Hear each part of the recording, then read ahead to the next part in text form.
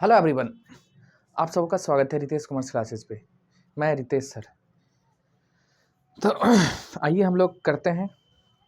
Class चल रहा था हमारा बिल्स ऑफ एक्सचेंज का। जो समझो रिवीजन रेगुलर जो क्लास समझना समझो, क्योंकि अब तो चालू हो चुका है 12वीं, है ना। फेस टू फेस में हम लोग का चल रहा है 12वीं। तो किन्हीं बच्चे को अगर 12th करना है तो फेस टू फेस में कर सकते हैं, चालू हो चुका है। ऐसे यूट्यूब पे भी आ जाएगा। आप 2026 में जिनका भी एग्ज़ाम है तो 12वीं भी आते रहेगा और 11वीं भी हमारा आते रहेगा। ठीक, चलो। तो बिल्स ऑफ एक्सचेंज में हम लोग कहाँ तक पढ़ लिए थे? हम लोग पढ़ लिए थे क्वेश्चन 3-4 तक हो गया था, ठीक ना। पिछले वीडियो में हमारा 3-4 तक कंप्लीट था। तो अगर आप नए हैं तो चैनल को सब्सक्राइब करें, वीडियो को लाइक करिए और दोस्तों में शेयर करना बिल्कुल ही नहीं भूलना है।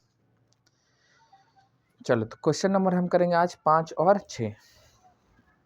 उसके बाद आगे की बातें चलेगी। 5 पर ये कहता क्या, 1 फरवरी 2023 को 1-2-23 लिखा है। ये बिल लिख रहा है बी पर, किसके लिए, कितने के लिए? 800 रुपये के लिए। चलिए हम लोग क्वेश्चन को ही डायरेक्ट शुरू करें। इसमें हमारी क्या कोई दिक्कत थोड़ी ना है, बताइए। तो हम लोग डायरेक्ट क्वेश्चन ही शुरू करते हैं। तो भाई गिर गया।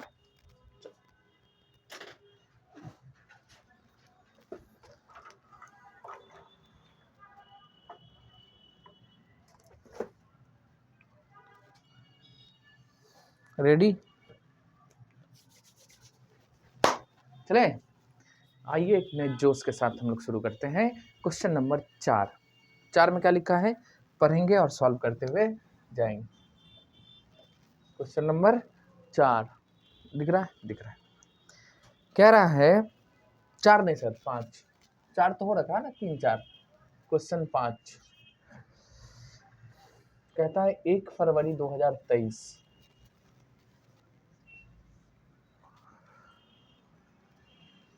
ए 800 का क्या करता है, बेचता है। ए ना 800 का सामान बी को बेचता है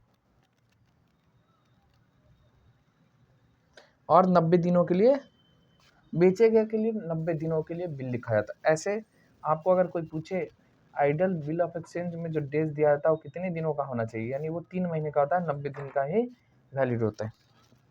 ऐसे दे सकते हैं आप जितना देना है, लेकिन 90 दिनों का बिल आइडल बिल माना जाता है। बिल्स में आ जाओ। तो 800 का सामान बेचा और इसके बदले में क्या लिखा गया है, बिल। क्या लिखा गया, बिल। कितने दिनों के लिए? 90 दिन के लिए, 90 डेज। ठीक है। और लिखने के बाद बी क्या करेगा, एक्सेप्ट करके दे देगा किसको, ए को। तो ए क्या हो जाएगा यहाँ पे, ड्रॉअर। तो ये हम लोग थ्योरी भी साथ में करते चलते हैं। और ये हो जाएगा हमारा ड्रॉई या एक्सेप्टर भी बोलते हैं इसको।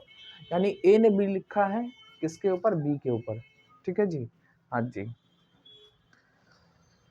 आगे क्या है, कहता है बी बिल को 4/2/23, यानी इस डेट को लिखा एक्सेप्ट हुआ है 4 फरवरी 2023 को। कोई बात नहीं, यहाँ इस डेट को एक्सेप्टेंस हुआ। आगे लिखता है ए 850 के ऋण के निपटारे के लिए सी को बिल का बेचान कर देता है। देखो ये बेचान मतलब होता है इंडोर्समेंट। ए क्या करता है, अब ए बिल लिखा, बी एक्सेप्ट किया, बिल किसके पास आ गया, ए के पास। तो ये हो गया इसके लिए बी आर, बिल्स रिसेबल। और ठीक है, अब ये बिल क्या किया है, कहाँ दे दिया है, सी को। कौन दे दिया है, ए। ये जो बिल गया ना सी के पास, इसको बोलते हैं हम इंडोर्समेंट ऑफ बिल, बेचान करना। देखो सी का ये लेके रखा था कितना, 850। ठीक है। आगे लिखता सी बिल को, सी बैंक से 775 के लिए बिल को भुना लेता है। दे तिथि पर बिल का भुगतान हो जा रहा है, सभी पक्षों में आपको जर्नल एंट्री करना। अच्छा सुनो, सी क्या किया, सी इस बिल को बैंक से डिस्काउंट करा लेता है, बैंक को भेजता है। और देखो बिल 850 का नहीं है, ये लोन अमाउंट था, यानी ऋण क्रेडिटर जो भी है, बिल 800 का ही है और इसको बैंक भेज के क्या करा लेता है, डिस्काउंट। समझ गए। तो यहाँ पे क्या था, ए ने बिल लिखा बी पे, बी एक्सेप्ट करके दे दिया ए को, ए बिल दे दिया किसको, सी को, इसको बोलते हैं हम लोग इंडोर्समेंट ऑफ बिल। अब सी क्या किया है, बैंक को भेज दिया और वहां से क्या करा लिया है, डिस्काउंट। कितने में कराया, 775 रुपए में। ये है। और कह रहा है आपको जर्नल एंट्री करो in the books of all all parties, सभी पार्टी के बुक में आपको जर्नल एंट्री करना है। ठीक है जी, जी सर। चलिए आगे चलिए। अब देखो जर्नल एंट्री ए के बुक में होगा, बी के बुक में होगा, सी के बुक में होगा, होगा ना जी। हाँ,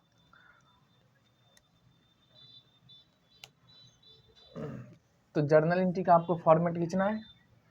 हम लोग यहाँ डायरेक्ट जर्नल एंट्री करते हैं in the books of A, B और सी। देखो journal entries in the books of A, A के बुक में जर्नल एंट्री क्या होगा,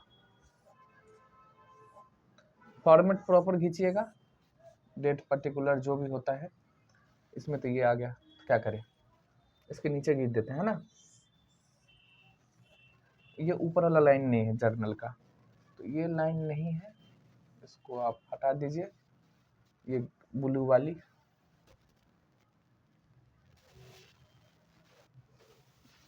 और इधर लिखेंगे हम लोग डेट। ये हो गया आपका डेट कॉलम, ये होता है पर्टिकुलर्स। और एक और खींच लो तो 5 हो जाएगा। ये LF, ये डेबिट अमाउंट, ये क्रेडिट अमाउंट, छोटा सा। अब देखो पहले बिका है, सामान बिका है ना, बेचे गए माल। तो 1 फरवरी 2023 को आप पहले क्या करोगे, बेचने का एंट्री करोगे। देखो ए बेच रहा है ना किसको, बी को, तो ए बेचने का एंट्री करेगा। तो क्या एंट्री करेगा, अब बताओ किसको दे रहा है, बी को ना। तो बी डेटर है, तो बी का अकाउंट बढ़ेगा, तो B is account debit to sales account. ये हो गया एंट्री। अब देखो कितने में बेचा भाई, 800 का बिल लिखे तो 800 में ही तो बिका होगा, एंट्री बन गया बीइंग गुड्स टू बी। ठीक है। अब बी के बुक में क्या एंट्री होगा ये बताओ, बी खरीदने वाला है, तो बी क्या करेगा अपना, बी खरीदने वाला, तो बी एंट्री करेगा परचेज का। तो journal entries in the books of B, B के बुक में जर्नल एंट्री।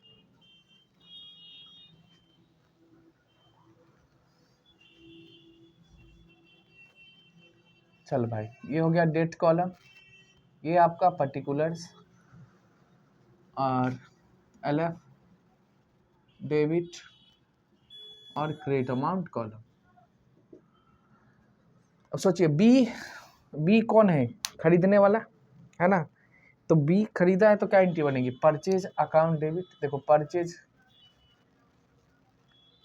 अकाउंट डेबिट, क्या इसने बी नगद में खरीदा, नहीं उधार खरीदा है। तो ए का लायबिलिटी बढ़ेगा, तो इस अकाउंट को करेंगे क्रेडिट, कितना 800 का। ठीक है, ये पहला ट्रांजेक्शन का एंट्री हो गया 1 फरवरी 23 को। अब बताओ ये तो हो गया परचेज सेल का, बिल लिखा गया। अब लिखेंगे है ना, बिल लिखा गया, तो बिल भी इसी डेट को लिखा, बट वो 4 को एक्सेप्ट किया है, तो लिखो। तो अब देखो बिल लिखेंगे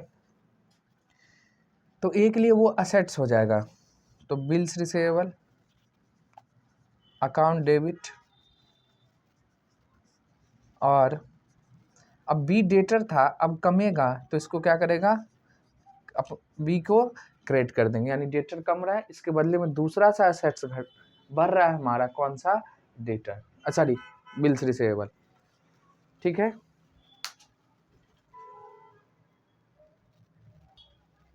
चलिए, यानी BR बढ़ेगा और बी का खाता कमेगा, कितने, 800 का। बीइंग बिल ड्रॉन हुआ है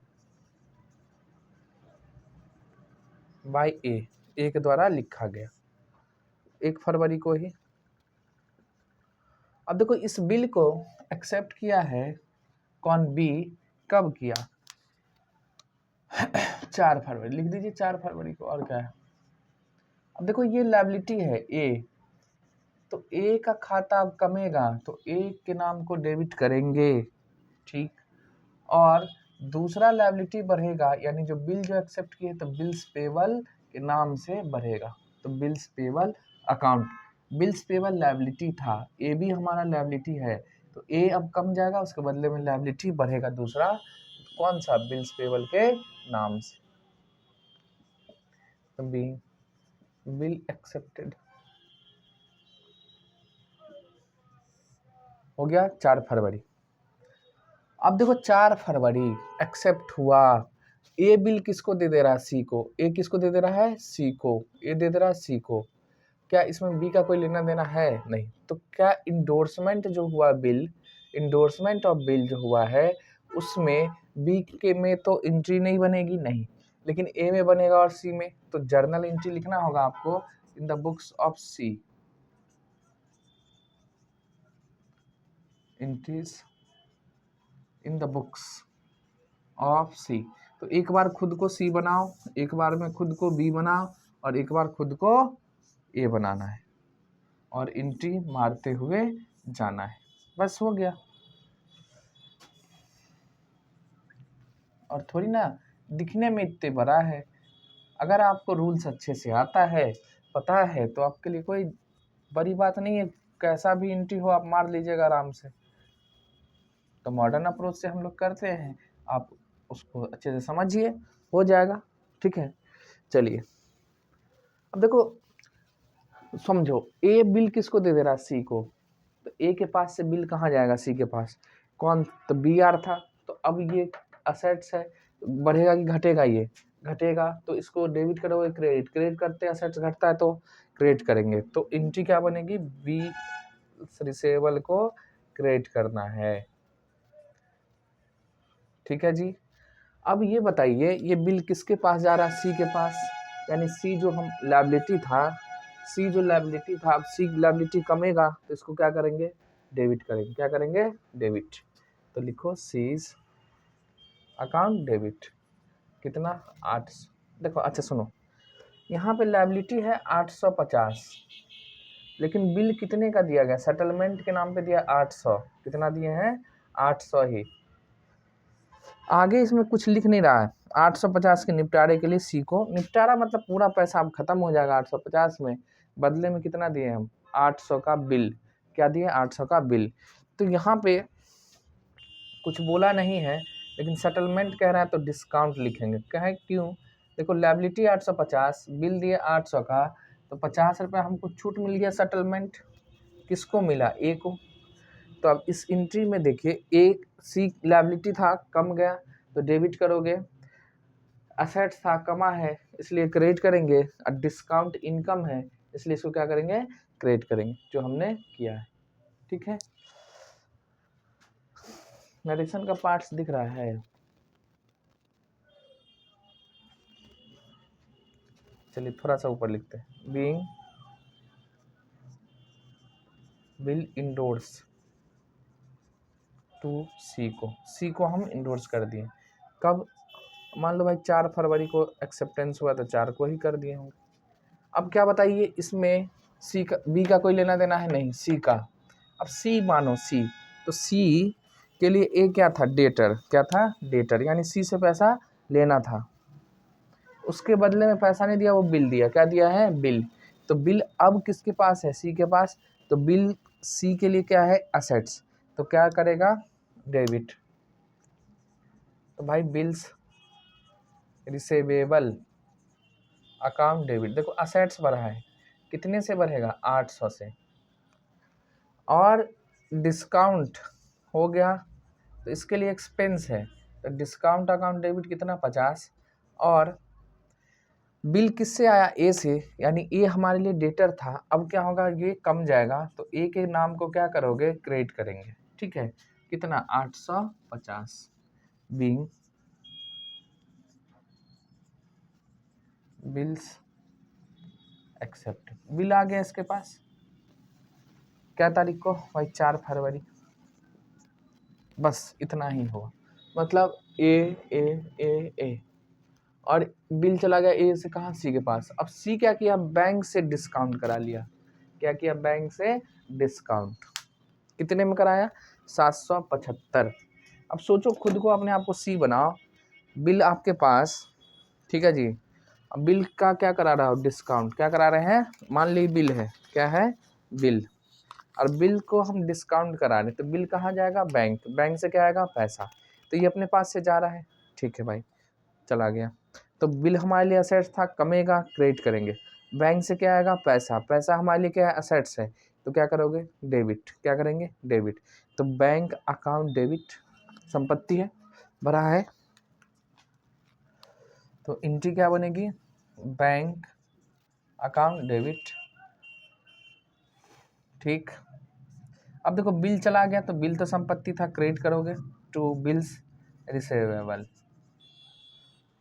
अभी एक और इसमें नाम लिखेंगे, रुक जाइए बताते। अब बताओ हमें बिल कितने का है, बिल 800 का, तो कितने से कमेगा, 800 से। बैंक पैसा कितना दे रही है, 775। 25 रुपया कहाँ गया, ये हो गया डिस्काउंटिंग चार्ज, समझ गए। तो discount on bill, discounting on bill account debit, यानी बैंक चार्ज काट लिया कितना, 25 रुपया।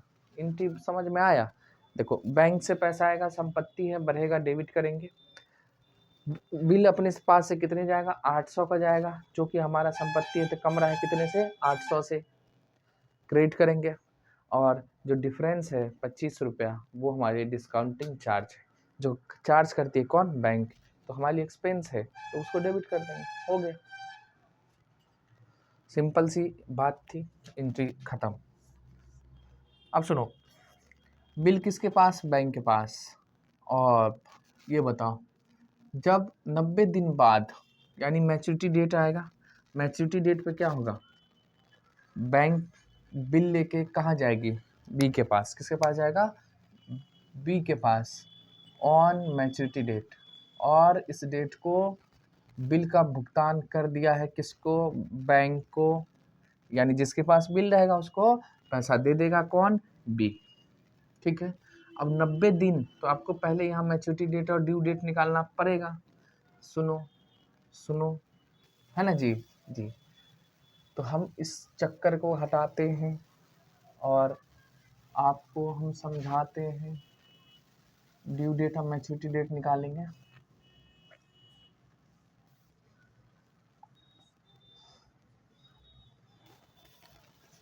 क्योंकि ये आपको जरूरी है। सुनिए, देखिए बिल लिखा गया है 1 फरवरी को, ड्रॉन हुआ है 1 फरवरी, लेकिन एक्सेप्ट जो हुआ है कब, 4 फरवरी। कब हुआ है, 4 फरवरी को।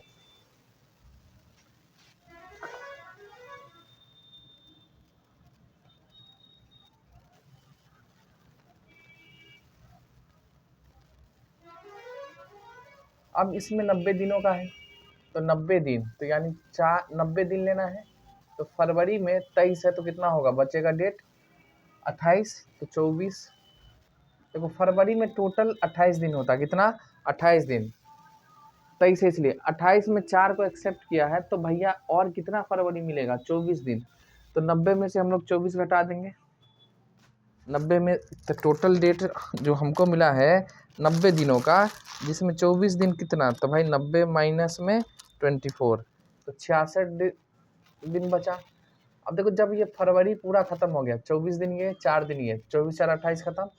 फरवरी के बाद बचता है मार्च, तो मार्च में कितना आएगा, 31। मार्च में 31, तो बच गया आपका 35। मार्च के बाद होता है अप्रैल, अप्रैल में आता है 30, बच गया 5 मई। ठीक है, बच गया 5 मई। अब देखो 5 मई ये हो गया हमारा ड्यू डेट। हम लोग बिल के टाइप पर हैं, bill at sight, bill after date, bill at sight, ऐसे करके। लेकिन यहाँ कुछ नहीं लिखा, तो इसमें क्या करोगे, मैच्योरिटी डेट दे दें, वो डेज ऑफ ग्रेस, तो डेज ऑफ ग्रेस मान के चलते हैं 3 दिन, मान के क्या मिलता है, तो ये होगा 8 मई हो जाएगा इसका मैच्योरिटी डेट। तो 8 मई को बैंक कहाँ जाएगी, बी के पास, और बिल का क्या मांगेगा, पैसा। तो सुनो, तो बी क्या करेगा, पैसा का भुगतान करेगा, किसको, बैंक को। तो बैंक को करेगा, तो बैंक को करेंगे, तो यानी बैंक या कैश, चेक के थ्रू करेगा तो बैंक, या कैश में करेगा तो कैश अकाउंट। ये हो गया असेट से इसके लिए कमेगा। और ये लायबिलिटी भी तो कम रहा है ना, तो बिल्स पेबल जो क्रेडिट है, लायबिलिटी है, अब इसको क्या करोगे, डेबिट कर देंगे। तो बिल्स पेबल अकाउंट हो जाएगा यहाँ पे डेबिट। देखो लायबिलिटी है, क्या है, बिल्स पेबल लायबिलिटी, तो इसको क्या करेंगे, डेबिट, कम जाएगा, खत्म। और पैसा दे रहे हैं, पैसा तो आपको पूरा देना पड़ेगा, कितना, 800। सर जी जब डिस्काउंट कराए तो 775 बैंक दी। अरे भैया तो ये टाइम से पहले ना दे दिया, सीखो। बैंक को कब मिलेगा भाई, 8 मई को मिलेगा, कब मिलेगा, 90 दिन के बाद। तो बैंक फ्री में थोड़ी ना दे देगी आपको पहले पैसा, ठीक है। तो ये था एंट्री। अगर आप चाहते हैं बैंक में भी करना तो हो जाएगा। सुनो, बैंक के पास जब बिल आया, कौन दिया, सी, तो सी के खाते को डेबिट करेगा, तो सीज अकाउंट डेबिट, क्योंकि बैंक के लिए वो नहीं, सुनो, सी के खाते को नहीं, बी आर को डेबिट करेगा, क्योंकि बी आर उसके लिए संपत्ति है, तो बी आर डेबिट, और उसके पास से क्या जा रहा है, कैश, तो कैश को क्रेडिट कर देंगे, ठीक है। अब सुन, बिल किससे पैसा मिलेगा, बिल का पैसा मिलेगा बी से, तो गए बैंक जाएगा कहाँ, बी के पास, पैसा लेगा, और बिल को ऑनर्ड हो जाएगा, यानी पैसा जिससे आ जाता है वो अब खत्म। तो बी आर को क्रेडिट कर देगा, और जो बी से पैसा आ जाए, तो देखो इसमें पार्टी से कोई लेना नहीं, मत, जिसके पास बिल है वो पैसा भरेगा, मतलब जिनका भरना है और जिसके पास बिल है उनको पैसा भरेगा, यही होता है, बस हो गया, खत्म। तो थोड़ा दिमाग लगाना पड़ता है, तब जाके ये आपको समझ में आएगा, नहीं तो रटे रटाए पढ़ रहे हैं, पढ़िए, मज़ा आता है, बिहार है। हो गया, लिखो इसको। चलिए, आपको पता है ये क्वेश्चन सब 60% बच्चा नहीं पढ़ता है। रीज़न है क्योंकि 12वीं में ये नहीं आता है, बोर्ड में, पता है, क्योंकि 12वीं में अलग पढ़ना पड़ता है। तो आप लोग उतना दिमाग लगाना नहीं चाहते हो, पढ़ना नहीं चाहते हो, और आपको पढ़ाया भी नहीं जाता। तो लॉस किसका होता है, टीचर का नहीं, आपका लॉस हो रहा है, क्योंकि फ्यूचर आपका बर्बाद होगा, और हो रहा है। कॉमर्स वाले का खास करके बिहार में बर्बाद हो रहा है, बर्बाद। चल, क्योंकि थोड़ा सा टेक्निकल चीज आ जाए बच्चा पढ़ना नहीं चाहता। 60% बच्चे की हाल यही है, 60, खास करके जो बिहार बोर्ड से उनका, तो और जो 9th-10th जो बिहार बोर्ड से किए उनका और बुरा हाल, पढ़ना ही नहीं चाहता।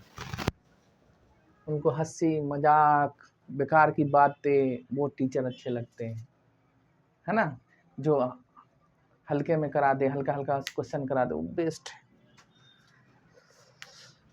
चलो भगवान जाने, सबका मालिक तू ही है। क्वेश्चन नंबर 6 कहता है 1 मार्च 2023 को ए ने बी को 5,000 का माल बेचा। अरे समझो समझो, समझने में क्या जाता है हमारा। देखो ए है, 2 पर्सन है, और बी है। कहता है 1 मार्च 2023 को, लिख लीजिए डेट, 1 मार्च समझो तो 2023 को ए ने बी को 5,000 का माल बेचा। ए ने बी को 5,000 का माल बेचा, बेचा सेल हुआ है, तो ए बेचने वाला, बी खरीदने वाला। ये भी टेक्निकल चीज है, नहीं आगे लिखो क्या लिखता है। तो हम लोग ना, देखो मेन है ना, आप लोग इसको सब्जेक्ट बना कर पढ़ो, तो यही दिक्कत है, जो है ये हमारा सवाल है, सवाल नहीं है, ये ट्रांजैक्शन है, बिजनेस ट्रांजैक्शन है, रियल में होता है। आप समझो ना, ए है, दूसरा बी है, ए बेच रहा है, बी खरीद रहा है, तो ए परचेजर, बी परचेजर हो जाएगा, ए सेलर है, बात खत्म है। आप बेच रहे हो, बी खरीद रहा है। आगे आ जाओ, आगे लिखता है उसी दिन उसने उस राशि का 3 माह का बिल बी पर लिखा। अरे भाई, इसी डेट को ए ने इसके ऊपर बिल लिखा है, ठीक है सर, लिखा। अब बी क्या करेगा, एक्सेप्ट करके किसको दे देगा, ए को दे देगा। बी ने उसे स्वीकार कर ए को लौटा दिया। अब यहां जब ये आप 3 लाइन यहां पढ़े हैं, 3 लाइन, बिल जो लिखा गया है कितने दिनों के लिए, फॉर 3 मंथ्स। ए लिखा है, बी एक्सेप्ट किया है, तो इसको हम क्या बोलते हैं, ड्रॉई। क्या बोलते हैं, ड्रॉई। और ए होता है ड्रॉअर। अब इसमें क्या नहीं है, नहीं आता। अब समझो, जो बिल लिखता है उसको ड्रॉअर बोलते हैं, जो एक्सेप्ट करता है उसको ड्रॉई बोलते हैं या एक्सेप्टर बोलते हैं, और जिसको पैसा मिलता है वो हमारा पेई होता है। क्या होता है, पेई। हो गया। 90 दिनों के लिए बिल लिखा है, 3 मंथ्स के लिए, 1 मार्च से। आप यहां से ड्यू डेट, मैच्योरिटी डेट जो होगा निकाल लो। आगे आओ, आगे लिखता क्या है, भुगतान तिथि तक ए, भुगतान तिथि तक ए ने बिल को अपने पास रखा। 1 जून 2023 को बिल को बैंक से वसूली के लिए भेज दिया। अब देखो, ए के पास बिल है, ठीक है, और बिल को क्या किया है, 1 जून 2023, 1 जून 2023 को बिल को ए कहाँ भेज दिया, बैंक। किस लिए, कलेक्शन के लिए। अब देखो यहाँ पे डिस्काउंटिंग ऑफ बिल नहीं है, सबसे पहला दिमाग क्वेश्चन ये आपको क्लियर होना चाहिए, ये डिस्काउंटिंग ऑफ बिल नहीं है। कैसे, अरे भाई, भुगतान तिथि तक कह रहा है, हम जो 3 महीना काउंट करेंगे तो इसी के आसपास आएगा, आएगा भी करते हैं। तो बैंक को जो भेज रहे हैं केवल कलेक्शन के लिए, तो bill sent for collection, bill sent for collection, यानी बैंक को हम भेजे हैं, बिल को भेजे हैं बैंक, केवल तुम कलेक्ट करके हमारे यहाँ पैसा जमा करो।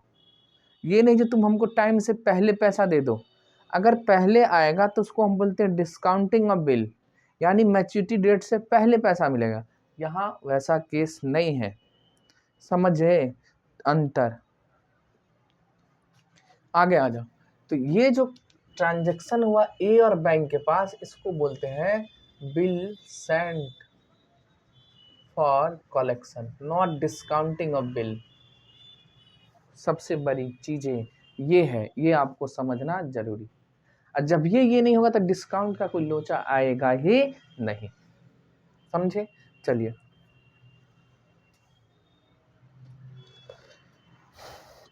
आगे क्या लिखता है, कहता 1 जून 2023 को बिल को बैंक से वसूली के लिए भेजा है, कलेक्शन, ठीक है, बिल सेंड फॉर कलेक्शन। और कहता है मैच्योरिटी डेट पर बैंक से सूचना मिली कि बिल का भुगतान हो गया है, दोनों पक्षों में जन एंट्री करो, यानी ए और बी के बीच में एंट्री करो। यानी जब इसका मैच्योरिटी डेट आया, उस डेट को बैंक इन्फॉर्म किया किसको, ए को, जो भाई पैसा आ गया। अब तो क्रेडिट, ऑनलाइन का जमाना, अब क्या इन्फॉर्म करेगा, क्रेडिट हो जाएगा अकाउंट में, हो जाएगा। तो सुनो, पहले हम लोग ना ड्यू डेट निकालेंगे, मैच्योरिटी डेट निकालेंगे। तो देखिए 1 मार्च 2023 को बिल लिखा गया, ठीक है,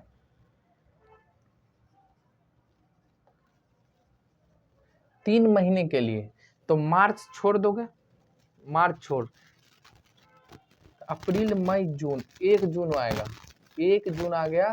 देखो इसमें 3 महीना जोड़ोगे तो सर जी मार्च अप्रैल मई ये हो रहा है, शुरू का मार्च है, शुरू का मार्च है, तो मार्च पूरा 1 महीना, अप्रैल पूरा 2 महीना, मई पूरा 3 महीना, तो 1 जून आएगा। क्या आएगा, 1 जून। अगर आप नहीं देखें तो हमारे पुराने वीडियो को देख सकते हैं प्लेलिस्ट में, वहां से आपको समझ में आएगा। तो देखो 1 जून 2023 आया ड्यू डेट। अब देख लो सेम है कि नहीं, हाँ। क्या बैंक पहले पैसा दे दिया है, नहीं, 1 जून को, और इसमें 3 दिन जोड़ दीजिए, 3 डेज, तो उसको क्या बोलते हैं, डेज ऑफ ग्रेस। तो 3 दिन जोड़ेंगे तो 4 जून 2023 को आता है मैच्योरिटी डेट। बस हो गया, और इस डेट को पैसा कलेक्ट हो गया। कोई दिक्कत जी नहीं। अब कहता है जर्नल एंट्री करो in the books of both party. In the books of A, पहले ए में कर ले, फिर बी में कर ले, और हर एक ट्रांजैक्शन का कर लेंगे। इन्हें जब ये पहले ए में कर लेते फिर बी में ना, और दिखाते हैं ट्रांजैक्शन का कर लेते हैं।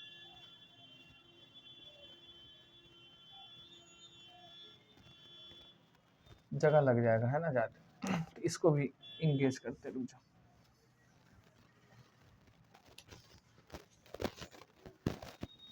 बोर्ड छोटा होने के कारण ये होता है।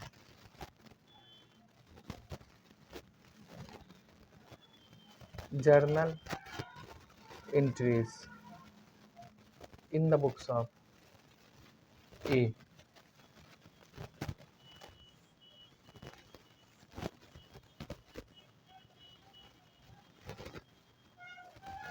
अब सोचिए क्या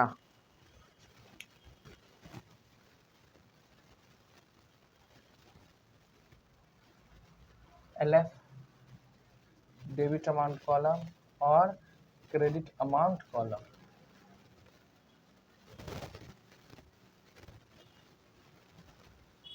तो भाई पहले ए बेच रहा है किसको, बी को, और वो भी उधार, तो बी से पैसा लेना है तो बी का नाम लिखेंगे, तो बीज अकाउंट डेबिट असेट्स है, और टू सेल्स अकाउंट। तो कितना है भाई 5000, लिख दिए 5000। नरेशन क्या बनेगा, being goods sold to B. B को बेचा है, कब बेचा, 1 मार्च 2023 को। अब सुनो, अब यहाँ हम लिख लेते हैं ना, इसलिए ए में ज़्यादा एंट्री बनेगा, तो ए का थोड़ा छोड़ दो जगह।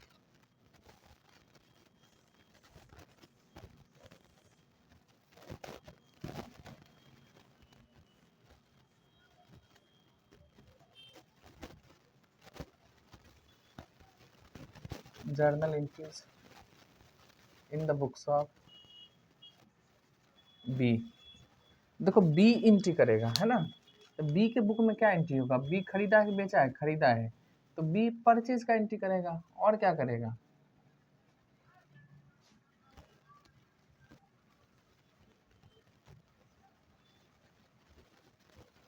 बी परचेज का एंट्री करेगा। तो परचेज का क्या एंट्री बनता है बताओ, तो भाई परचेज हुआ है 1 मार्च 2023 को, तो परचेज अकाउंट डेबिट।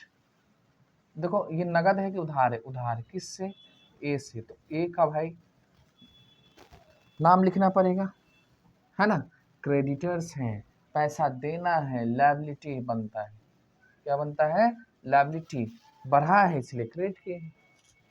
इसमें देखो इसके लिए असेट्स है, ये डेबिट किया है, तो बीइंग क्या, गुड्स परचेज फ्रॉम ए, हो गया,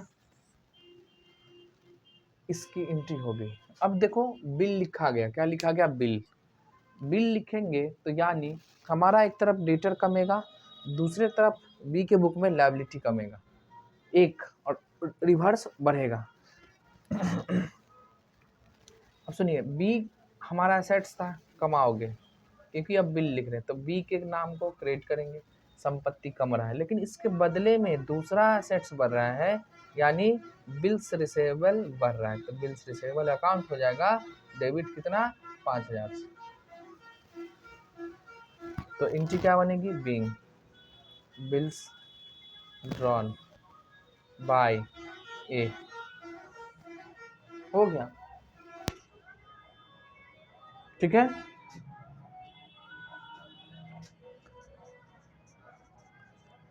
और बी क्या किया है, बिल को एक्सेप्ट किया है, तो जब बिल एक्सेप्ट किया तो ए का नाम तो भाई खत्म होगा, ए का नाम खत्म होगा, ये क्रेडिटर्स थे, लायबिलिटी था, डेबिट कर देंगे कमेगा, लेकिन क्या पैसा दे दिए? नहीं, बिल एक्सेप्ट हुआ है तो बिल्स पेबल अकाउंट क्या हो जाएगा? क्रेडिट।